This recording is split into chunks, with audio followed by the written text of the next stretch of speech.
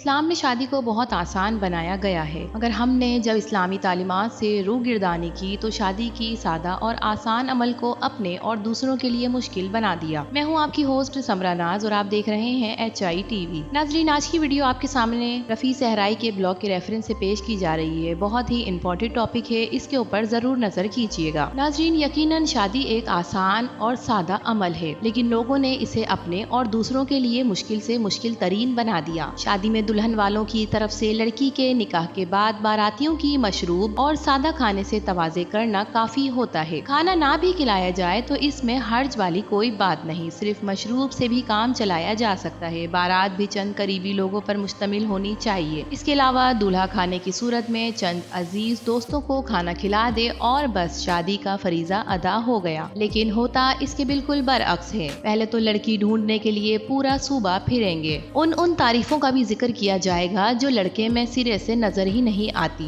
एक से बढ़कर एक लड़की की तलाश में घर घर चक्कर लगाएंगे और लड़की वालों के घर में दावतें उड़ाई जाएंगी। लड़की को देखने और जांचने की बारी बाद में आएगी। सबसे पहले तो टेबल का मुआयना घर वाले करेंगे और हैसियत का अंदाजा लगाया जाएगा कि जहेज मिलने की किस कदर उम्मीद है। अगर पहले मरहले में पास हो गए तो उसके बाद अगला मरहला सलीका शुआरी को चेक करने के बजाय ये देखा जाएगा कि घर में कमरों की सजावट में किस कदर कीमती सामान का इस्तेमाल किया गया है। अगर लड़की सरकारी मुलाजिम है तो फिर इसको इजाफी नंबर भी मिल जाते हैं कि ससुराल के घर का माशी बोझ भी मुस्तकबिल में आसानी से उठा सकेगी। फिर लड़की को देखने की बारी होती है। आंखों की छुरियां तेज करके लड़की को कसाई की नजर से देखा, परखा और तोला जाएगा। इसके बाद अपने मयारात की फहरिस्त को जहन में ताज़ा करके एक एक पॉइंट चेक किया जाएगा। इसके बाद बेशर्मी से पूछा जाएगा कि जहेज में लड़की को क्या कुछ दिया जाएगा। अपनी डिमांड की फहरिस्त से जहेज की फहरिस्त का तकाबुल किया जाएगा और आखिर में ये कहकर जवाब टाल दिया जाएगा कि सोच कर बताएंगे। लड़की वालों को इंतजार और उम्मीदों बीम की कैफियत में मुब्तला करके अगली लड़की देखने की तैयारी शुरू कर दी जाएगी। अक्सर लोगों ने वतीरा बना लिया है कि अच्छा और बेहतरीन खाना खाने के लिए लड़की की तलाश में निकल पड़ते हैं। लड़कियों के वालिदैन खाने खिला खिलाकर और तवाज़े कर करके कंगाल हो जाते हैं। उन्हें ये फिक्र खाई जाती है कि बेटियों की उम्रें बढ़ रही हैं, इसलिए वो तवाज़े करने पर मजबूर होते हैं। मगर लोगों ने रिश्ते की तलाश को मशगला बनाया हुआ है। अक्सर बच्चियां इन पेशावराना रिश्ते ढूंढने वालों की खातिरें कर करके मायूसी और एहसास कमतरी का शिकार हो जाती हैं। कितनी ही बेटियां जहेज की डिमांड पूरी ना कर सकने की वजह से बालों में चांदी की तारे लिए वालिदैन की दहलीज पर बैठी रह जाती हैं। अब आ जाते हैं शादी की तरफ। जैसे कि पहले आपको वीडियो में बता चुके हैं, शादी के लिए सिर्फ दो शराइत हैं, निकाह और वलीमा। मगर हमने पुरताइश तकरीबात और पेचीदा रसूमात में शादी के बंधन को बुरी तरह से जकड़ दिया है। मंगनी पर सोने और हीरे की अंगूठी दोनों जानिब से लड़की के हाथ में रकम रखना। इसके बाद मेहमान हस्बे तौफीक और दस्तूर दुल्हा दुल्हन को नकदी की सूरत में सलामी देते हैं। पुरताइश खानों का एहतमाम किया जाता है। ब्यूटी पार्लर से तैयार शुदा दुल्हन को महंगा तरीन लिबास पहनाया जाता है जो खास इस मौके के लिए तैयार करवाया जाता है। मेहमान खवातीन भी एक दूसरे पर सबकत ले जाने के लिए कीमती मलबूसात पहनती हैं और पार्लर से महंगे दामों में तैयार होती हैं। मेहंदी का फंक्शन हो तो आजकल शादी के फंक्शन में मरकजी हैसियत इख्तियार कर गया है। चमकीले भड़कीले लिबास, इंडियन गानों पर सारी रात रक्स, एक अजीब सी जुनूनी कैफियत का माहौल बन जाता है। इस फंक्शन पर दिल खोल कर पैसा खर्च किया जाता है। शादी के रोज सूरत हाल इससे भी आगे चली जाती है। बारात के साथ लग्जरी गाड़ियों की